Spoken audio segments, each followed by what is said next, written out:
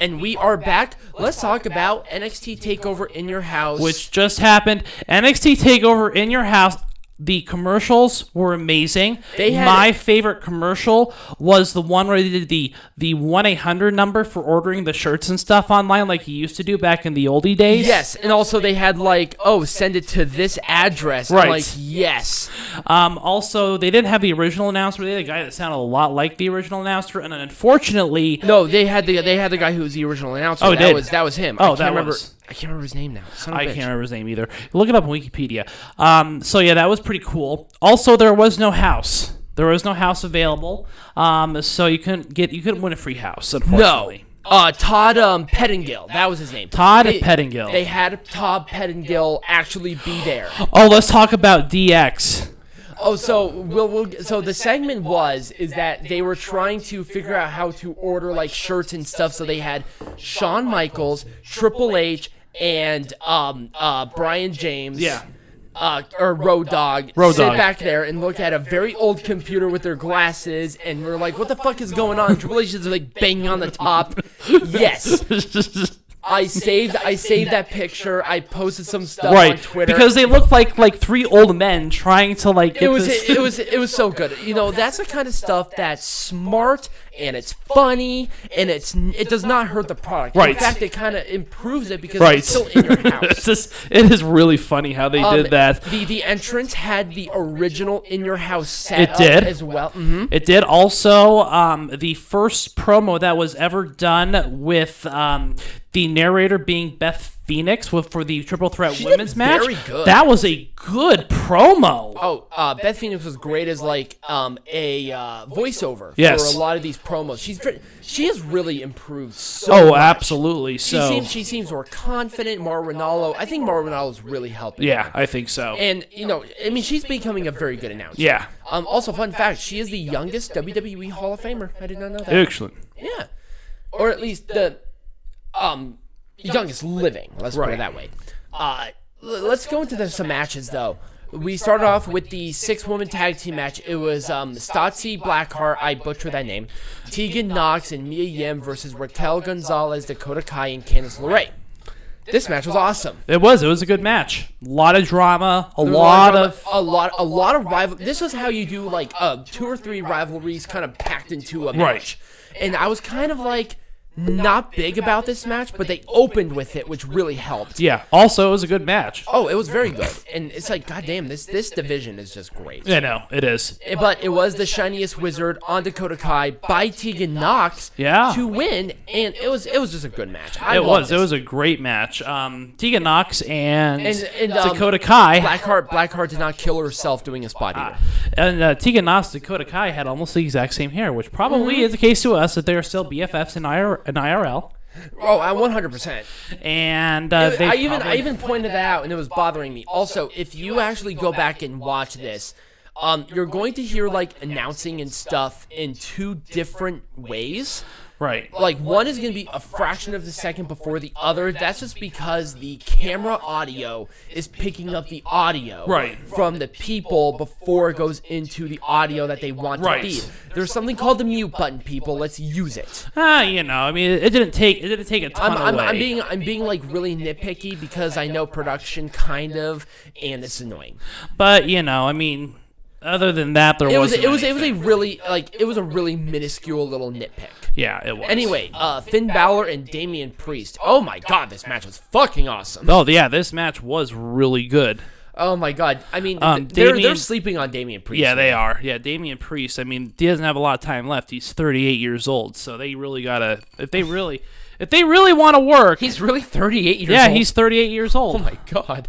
Oh, I did not know that. Yeah, though they are sleeping on Damian Priest. Otherwise, he's going to start sleeping in the ring because he's getting old. No shit, my god. Just kidding. Damian Priest has at least 10, 15 good years left. Well, his style is really good. Also, he has a presence about him. Yeah, he does.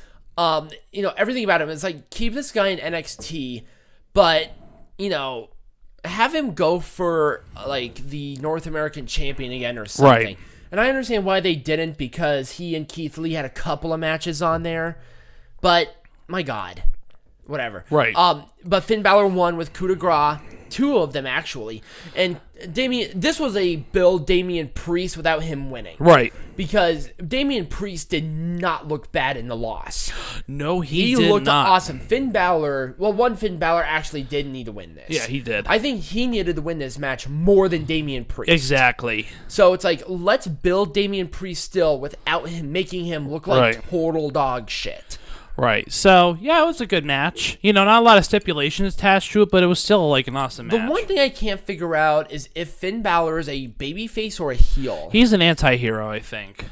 I don't know. I think it's stupid. It's like, just go like balls deep with Finn Balor turning heel. Right. So, anyway, speaking of people who turn heel and look awesome, Keith Lee and Johnny Gargano for the NXT North American Champion. So this is a match where I actually was able to retain. Yes. So Keith Lee, of course, is awesome. Also, he was sporting that BLM stuff, Black Lives Matter, and that was amazing. I kind of figured I was going to be fucked by then because Johnny Gargano was... Johnny Gargano's a chicken shit heel, and you never... It's like, you also don't want... His entrance. Yeah. So he was sitting at his table. He gets up.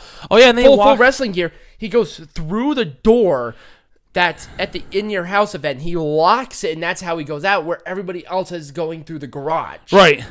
And it was so good. He put his key back in his pocket near the crotch area. Yes, and so he used it a couple of times. The story in this match was incredible. Yeah, it was about using the key, to punch out Keith Lee's eye, which he did with a car key. Raking of the eyes, the broken hand. Right. Nuances. Candice LeRae kind of went out there to try to stop, but Mia Yim stopped her. Right. And it's like, oh my god, Johnny Gargano actually might win this, which would have been just the worst thing at this time. But Keith Lee did retain with the Big Bang Catastrophe. It was a great match. It was a really good match. That was, in my opinion, the show stealer match right there. Oh, I will agree with you on that 100%. So, anyways, that was the NXT North American Championship match. Let's go. Now, after this, they take a break from the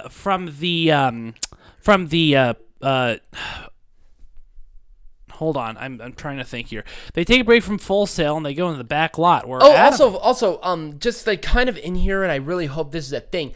Throughout the show, they promoted ice cream bars. Yes, they did. Superstar ice cream bars. And they did this during the original one because that's when the Superstar ice cream bars were first introduced. They were. And I even put on Twitter, if this is a thing, my freezer is going to be full of these. Mm-hmm. Because I heard from people that the original ice cream bars were like not the worst things in the world, but they were just really expensive to make. I really hope they actually start making those. It'd be fantastic. Anyway, let's move. That's a facade. Let's talk about the backlot brawl for the NXT Champion match. So it was essentially a ring in this is Adam Cole, Velveteen Dream. If Velveteen Dream could not beat the NXT Champion, then he would not be able to go for the champion title while Adam Cole Bebe is still the champion. Right. So that's the setup for this match. Also, it was a backlot brawl, so there was a little bit of cinematic in there. Actually, there was a lot of cinematic in there. It was like a gritty cinematic. It was a really gritty cinematic. It was like Blair Witch Project wrestling. Yeah, I mean, Velveteen Dream came in his Lambo. Adam Cole Bebe came out in his gigantic, truck. His gigantic truck that apparently was full of chairs. Right. Of course, you got to see the rest of the... Dexter Loomis kidnapped some people and presumably raped them. I mean, you look at his mustache. I mean, come on. I mean, any person over the age of 12 will probably make him vomit, but we'll...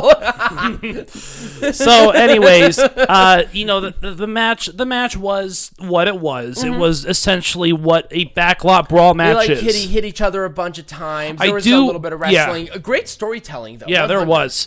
My favorite part was when Velveteen Dream was trying to get through and try and knock on doors and try to jiggle doors open and stuff. That was pretty good. I like that. And then he gets splashed with he gets sprayed with the CO2 from the fire extinguisher. Yep. So that was fun. Also, all the chairs and stuff. I mean, almost looked like the crowd were in the cars, and the cars basically lit the arena, and it felt really great. Right, it was nice. I mean, when William Regal said it would be. The spotlights would be on them. The spotlights literally were on them. It was a lot of fun. It was very good. It was a great match. And also, it was okay. Right. It wasn't great. Panama Sunrise for Velveteen Dream to lose. Yep. I mean, I was kind of indifferent about this because I'm like I hate saying that I'm getting kind of sick of Adam Cole's WWE. Baby. His NXT Championship run. Yes. But, I mean, at the same time, it's like, who else could be NXT champion? Right. Keith Lee. And why he's not, I'll never know. Anyways, so after that, they go back to the Performance Center or to Full Sail. I don't know where they actually are. I believe they are an actual Full Sail because the little stage setup like that is practice runs for movies and stuff. Okay. So they use that setup for those, so they are in Full Sail. So after that, Tommaso Ciampa and Karrion Kross have a match. It was, I expected Kross dominated the majority of this match. I expected a Ciampa match to be a little bit longer than it was, so I was actually relatively disappointed.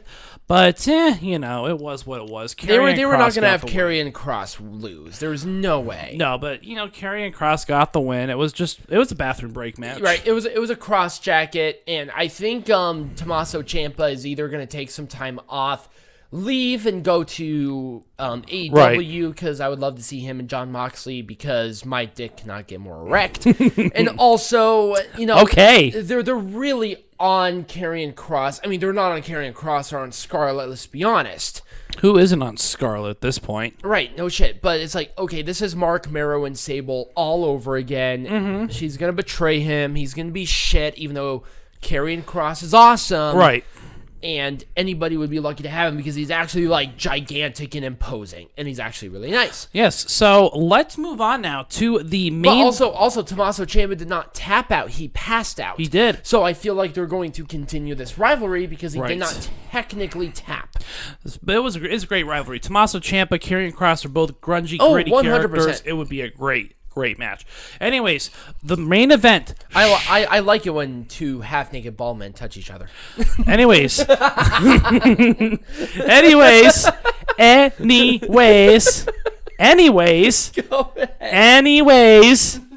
Charlotte Flair, Rhea Ripley, Io Shirai, NXT Women's Championship match, triple threat main event. Boom! First time since 2015. That they main evented in NXT. Oh, that's right, because the NXT Women's Championship did not main event until 2015 because that was the Iron Woman match. Yes, so we all know about that one. Right. But now they are main eventing again, and this is what happened. This match was freaking awesome. It was cool. Obviously, everyone was focused on Rhea Ripley and Charlotte Flair. Yes. Io Shirai was kind of there to be like a cushion. They threw each other within the... plexiglass, which I think is a great creative way where Charlotte was shoving Rhea Ripley's face into it, right? Where she threw Rhea Ripley into it. It's a new dynamic, and also they're starting to bang on the glass as well, which is making a lot of noise. Right. And honestly, they did this throughout the show, and I felt like it gave this some much needed energy, and I really liked it. Io Shirai obviously is such an incredible frickin' worker. Right. And you can't go wrong with Charlotte Flair or Rhea Ripley, honestly. No. But it was a moonsault. So basically what happened was Charlotte Flair got the figure 8 in, right? Right. On Rhea Ripley. Io Shirai hits a moonsault on Rhea Ripley, basically squishing her head. It was kind of scary. But knowing Io Shirai, she's probably fine. Mm-hmm. And... Io Shirai won.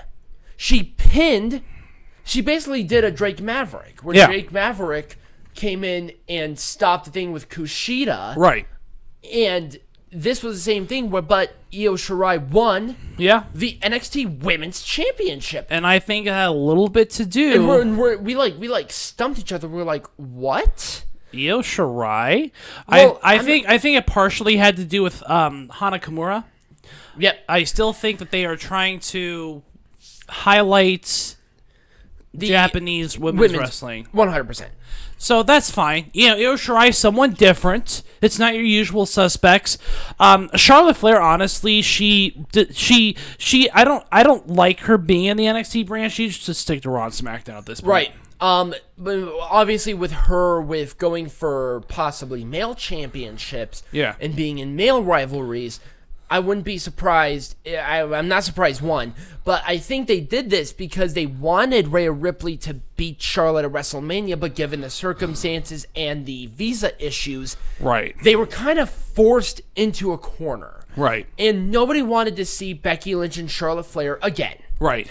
And Bayley and Charlotte Flair, Bayley was not the dynamo that she is now. Right. And obviously Charlotte Flair is a heel, so it wouldn't have made sense. Right. And they really wanted Rhea Ripley. So now with Io Shirai winning this, they can continue with Rhea Ripley and Io Shirai. Right. Rhea Ripley can go to another brand even. Yep. And Charlotte Flair honestly has transcended the women's division as a whole. Right. So that's kind of how it went. Is there anything else you'd like to say with regards to this before we get to the final rating and match of the night? I'm just going to go to it entirely. I'm going to give the show itself a 3.75. Okay. I think there were times where it was kind of wonky, and I wish it went a little bit longer. But other than that, I really enjoyed it. Hey, it's 7:17. I ain't complaining. Right. I'm not either. The match of the night, to me, easily was Johnny Gargano and Keith Lee. Right. Okay. So that's just my opinion. So I'm going to say the same for the match of the night. Johnny Gargano, Keith Lee was definitely the show stealer. But the close second was, for me, the women's six-man tag. Oh, really? Yep. I was going to say the women's triple threat, the NXT Women's Championship match. I kind of like that six-man tag, man. Well, just because you have a thing for Dakota Kai, you idiots. Anyways, I also give this... I'll go down under on her any day. Anyways, I'll give this a 3.5 for the issues listed above, except I'm not an asshole and give quarter points. It doesn't matter. I mean, it does. You were given 3.5. You're kind of a loser. I know, I am kind of a loser, aren't I? I mean, but you know what? You know what I didn't lose? You know what I didn't lose? Oh, the Majestic Champion? Yeah. Yeah. No, yeah. I didn't lose the Majestic Champion of the world. Yeah, wait until next week, cunt. All right, so speaking of cunts, we'll see all you cunts next week. Yes. What are we discussing next week? So next week we're doing WWE Backlash. Yep. We're going to cover the news that we're going to see. And then we are going to cover If Kayfabe is Dead. And that will be my short story. So stay tuned for my short story. Yes. It's going to be a grimulous tale. Anyways. That's an interesting verbalization. Anyway, follow us on our social medias for up-to-date stuff. I like to post on my Instagram.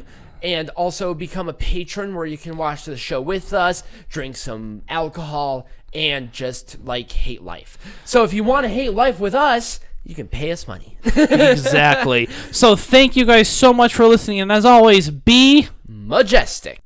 You're about to listen to the Pro Wrestling Zone podcast, a Majestic production property. One of the quickest rising professional wrestling podcasts on the market today, and the most entertaining podcast in the history of existence. Please note, before diving into the show, that this is for entertainment purposes only, so myself and Peanut Gallery engage in exaggerations, dirty or offensive jokes, and satirical comments. If you are a triggered little snowflake who gets professionally offended, this is not the podcast for you.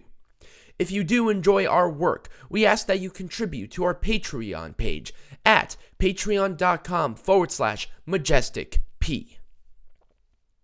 Contributors get access to the Discord, vote on what topic we cover, and enjoy exclusive content such as pay-per-view watch parties. Here's a sample of that from NXT TakeOver Portland. What about the other company that Bobby Fish and Kyle O'Reilly went from? Oh, ROH? The one that they were signed exclusively to.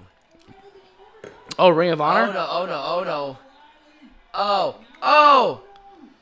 Oh, that's gonna be a lot of fun. Oh my God! I felt that in my hand. If this is something you believe you would enjoy, visit our Patreon at patreon.com/MajesticP and become a patron. This ensures that we continue to entertain you for years to come. Without further ado, sit back and enjoy the show.